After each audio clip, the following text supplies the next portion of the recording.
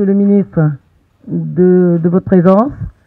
Monsieur le directeur de la CDC, merci, Monsieur Keïta. Merci à cette assemblée d'être là, de venir nous accompagner. Merci d'avoir cru en nous. Moi, ça va être très bref. Ce sera des mots encore de remerciement parce que vous avez cru en nous. Comme on dit, les premiers seront les derniers. C'est pas évident d'organiser. Quand on organise, les premiers à croire en nous, je pense que c'est cela qu'il faut savoir remercier et à vie, parce que c'est pas évident. Et franchement, ça veut dire que vous avez accueilli ce projet, ça veut dire que vous avez compris ce projet, ça veut dire que vous êtes là pour nous accompagner et donc vous nous donnez le courage de continuer. Parce que nous ne le faisons pas comme il l'a si bien dit, pour des raisons pécuniaires. Nous le faisons parce que nous savons que nous devons participer. Nous avons une pierre, nous avons quelque chose, enfin, notre pierre à l'édifice pour ce Sénégal. Nous, c'est notre façon, en tous les cas, de participer au développement de notre pays. Nous voulons contribuer à la suprématie, on va dire, financière de ce pays, et c'est notre façon de le faire. Donc voilà, donc je ne vais pas retenir trop longtemps tout le monde parce qu'on a trop attendu. Je tenais à remercier mon équipe. Je tenais à remercier en premier M. Djelani Bey, qui a été là, nuit et jour, qui nous a accompagnés, qui a appelé. Alors, M. Birahim Touré, pareil, à Souvini Bey. Alors, M. Ibrahim Bey, qui n'est pas là, mais qui coordonne de long. L'équipe de Mathevent, je ne vais pas citer, mais tout le monde se reconnaît, l'équipe de Mathevent. Le professeur Bey qui nous a accompagnés, qui nous a donné des conseils, qui nous a donné vraiment tout ce qu'il fallait savoir dans l'économie. Parce que c'est facile de parler, mais il faut aussi savoir de quoi on parle. Donc, il nous a accompagnés depuis le début. Il nous a expliqué c'était quoi l'épargne, les taux de bancarisation. Tout a été fait par lui. C'est pour ça qu'il est là et j'aimerais vraiment le remercier infiniment. Merci. Si je cite des noms, je sais qu'il y en a qui ne vont pas aimer, mais il y a des personnes qui ont été là, qui sont dans la salle, qui ont contribué énormément, mais alors énormément à la réussite de ce projet. Voilà, donc je pense que c'était ça. Merci aussi à la sécurité et tout le monde. Mention spéciale à mon papa et à ma maman, Maguette Bot, M. Carré. Mention spéciale à une deuxième maman, Mme Seynabou Touré. Merci beaucoup en tout cas. Merci d'être venu. On parle d'épargne. Cela nous parle, cela nous intéresse parce que vous savez que les caisses et dépôts sont des modèles qui sont bâtis autour de la mobilisation de ressources domestiques. Les caisses et dépôts existent à travers le monde. C'est en Russie, leur caisse et dépôt a été créée en 1712. En France, leur caisse et dépôt a plus de 200 ans. La caisse et dépôt marocaine a plus de 60 ans.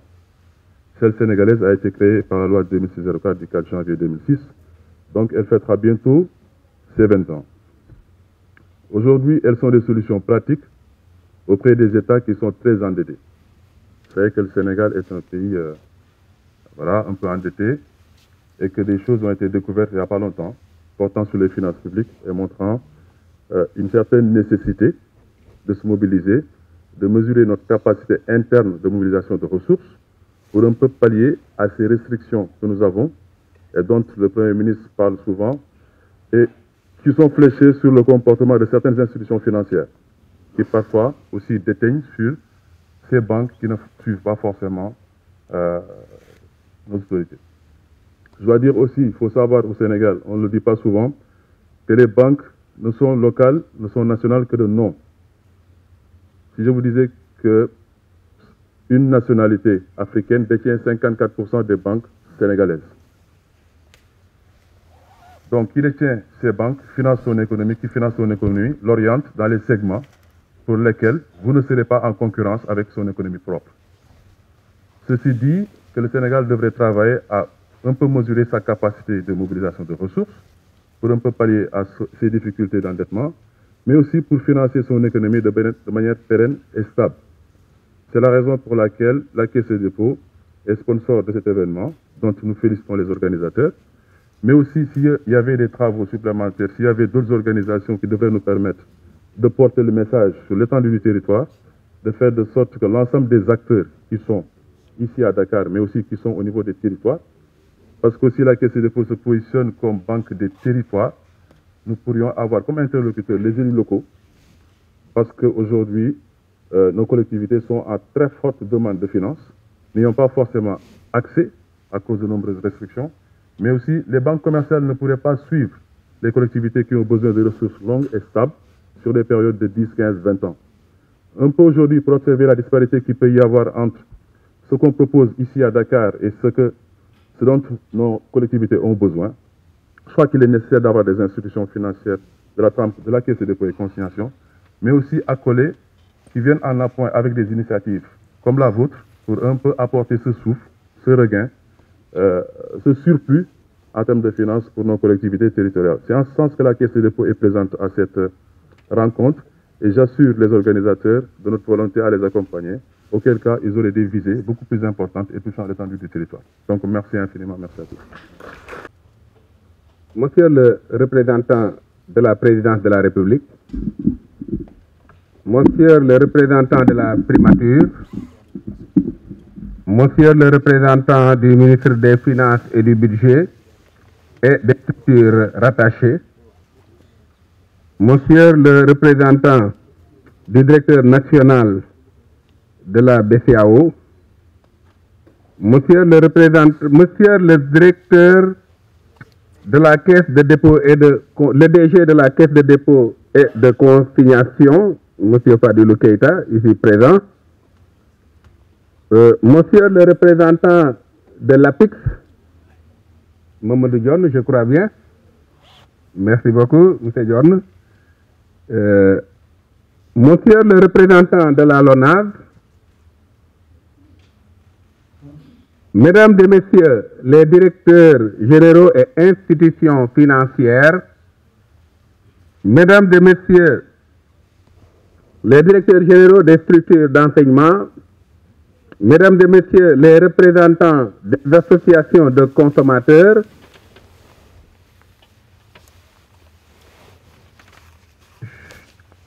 chers membres de la presse, chers invités, Madame Matidja Khaté, Madame l'organisatrice de cette importante activité, Mesdames et Messieurs, je voudrais tout d'abord saluer et magnifier votre impressionnante mobilisation qui témoigne de l'importance que vous accordez à ce premier forum de l'épargne. Permettez-moi d'adresser des félicitations appuyées aux initiateurs et organisateurs de cet événement. Mesdames et Messieurs, l'épargne est un sujet crucial pour notre bien-être financier à court et moyen terme, mais également à long terme. Dans un monde où les ressources sont limitées et les défis économiques nombreux, il est essentiel de réfléchir à nos habitudes d'épargne et d'investissement. L'épargne permet non seulement de sécuriser notre avenir, comme l'a bien illustré la troupe théâtrale Les Espoirs de la banlieue tout à l'heure, mais aussi de financer nos projets qui contribuent au développement durable et à la croissance économique mondiale. Je voudrais donc encourager chacun d'entre vous à réfléchir à l'impact de vos choix financiers et à considérer l'épargne comme un outil puissant pour bâtir un avenir plus sûr et plus prospère, non seulement pour vous-même, mais aussi pour les générations futures. Cependant, je n'ignore pas que les disparités économiques et les inégalités sociales restent des obstacles majeurs à l'épargne pour de nombreuses personnes à travers le monde, et particulièrement en Afrique et au Sénégal. Il est donc crucial de mettre en place des politiques et des programmes qui encouragent l'inclusion financière et l'accès aux services bancaires pour tous. La mobilisation de l'épargne au Sénégal présente à la fois des opportunités significatives et des défis importants. Le Sénégal, avec l'avènement du président Bassirou Diomaye Diakhar Faye, dont la vision est concrétisée par le gouvernement dirigé par M. Ousmane Sonko, est en train de figurer parmi les économies les plus dynamiques en Afrique, en termes de croissance démographique et économique, ce qui crée des opportunités pour la mobilisation de l'épargne. En plus, les technologies financières, telles que la banque mobile et les plateformes de paiement numérique, offrent des moyens innovants pour mobiliser l'épargne. même dans les zones rurales et éloignées. Il s'ajoute que l'État fournit des efforts pour améliorer l'inclusion financière afin d'intégrer les populations non bancarisées dans le système financier formel, augmentant ainsi le potentiel d'épargne, comme nous l'avons entamé au niveau du ministère de la microfinance avec les coopératives productives solidaires. En capitalisant sur ces opportunités, notre pays peut améliorer la mobilisation de l'épargne et soutenir une croissance économique durable et inclusive. Ce forum sur l'épargne se présente comme une réelle et excellente opportunité pour élaborer des stratégies innovantes visant à mobiliser l'épargne à la lumière des exigences qui s'y attachent.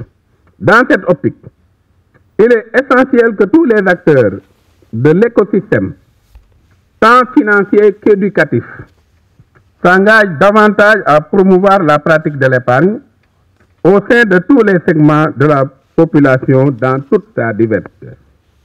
En effet, avec la situation mondiale actuelle, il est aisé de comprendre que dans leur processus de développement, nos pays ont besoin de ressources importantes qui soient à la fois durables et accessibles, pour ne pas dire immédiates. Parmi ces ressources, l'épargne devrait constituer le premier levier permettant, d'une part, de mobiliser les ressources internes et d'autre part, de mettre ces ressources à la disposition des acteurs économiques dont les besoins de financement deviennent de plus en plus accrus. Mesdames et messieurs, malgré les résultats encourageants obtenus par nos institutions financières, vous conviendrez avec moi qu'il y a encore d'énormes progrès à faire dans la mobilisation de l'épargne nationale, y compris celle provenant de la diaspora. Il est important de souligner que cette mobilisation nécessite une attention particulière de la part des institutions financières, notamment dans la conception de leurs produits et services, qui demandent à être mieux adaptés pour garantir une collecte d'épargne durable provenant de la population et destinée à cette même population. Il est aussi nécessaire de souligner qu'au niveau macroéconomique, l'État déploie tous les moyens pour assurer la stabilité financière, qui constitue une priorité essentielle et une exigence de premier plan pour bien maîtriser l'inflation et par ricochet encadrer cette mobilisation de l'épargne. C'est pourquoi je lance un appel à tous les acteurs et actrices des institutions financières, population dans toutes ses composantes, à œuvrer pour le renforcement des conditions mobilisatrices de l'épargne. Pour ma part, mon département ne ménagera aucun effort pour accompagner toute initiative allant dans le sens de la promotion et du développement de l'épargne, comme vous pouvez le témoigner avec la première journée mondiale de l'épargne qui a été organisée cette année, aussitôt après l'avènement du régime du président Diomaye.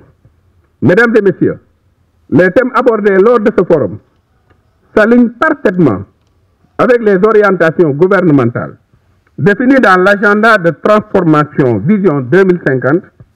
Cette nouvelle approche reflète la volonté des autorités de s'appuyer sur la mobilisation des ressources internes pour financer le développement de notre pays. À ce titre, la CDC est en train de jouer un excellent rôle. Je voudrais le saluer et féliciter ici présent son directeur général. Cela peut être confirmé comme en témoigne l'appel public à l'épargne lancé cette semaine par le président de la République. Il est important de souligner que l'épargne n'est pas seulement réservée aux personnes aisées. Chacun d'entre nous peut épargner, quel que soit son niveau de revenu. Il suffit de commencer petit à petit et de manière régulière. La période de jeunesse est un moment clé pour développer les bonnes habitudes financières. Il est donc essentiel de sensibiliser les jeunes à l'importance de l'épargne et de leur fournir des outils adaptés pour gérer leurs finances. Les jeunes doivent apprendre à budgétiser, à épargner et à investir pour atteindre leurs objectifs financiers. Pour y parvenir, il est important de bien structurer notre épargne. Cela implique de définir clairement nos objectifs, d'élaborer un plan d'épargne sur mesure et de sélectionner les outils financiers appropriés. Enfin, je tiens à souligner l'importance de la discipline et de la patience dans le processus d'épargne. Il est facile de céder à des dépenses impulsives, mais il est vital de rester concentré sur nos objectifs à court, moyen et long terme. Mesdames et messieurs, la digitalisation a révolutionné notre manière de gérer nos finances.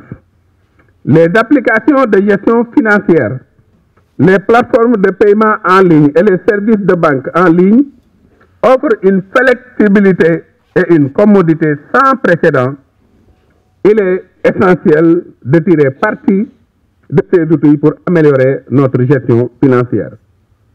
Dans ce contexte, la diaspora joue un rôle important dans l'économie de notre pays par les transferts d'argent effectués par ses membres, représentant une source significative de revenus pour les familles et les communautés. Il est essentiel de trouver les moyens de faciliter ces transferts et de les intégrer dans les systèmes financiers locaux, mais aussi de les orienter un peu plus vers les investissements à long terme. C'est en substance l'esprit des diaspora bons. En conclusion, l'épargne est un levier puissant pour atteindre nos objectifs de développement dans la souveraineté.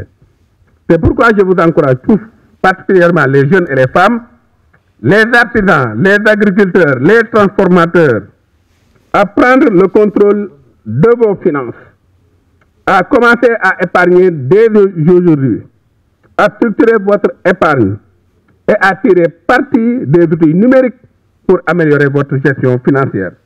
Dans cette dynamique, la jeunesse et la diaspora doivent être au cœur des efforts pour bâtir un avenir financier plus sûr dans une nation souveraine, juste et prospère. Nañu yaxanal ngir faj sunuy soxla ëllëg. Je vous remercie de votre aimable attention.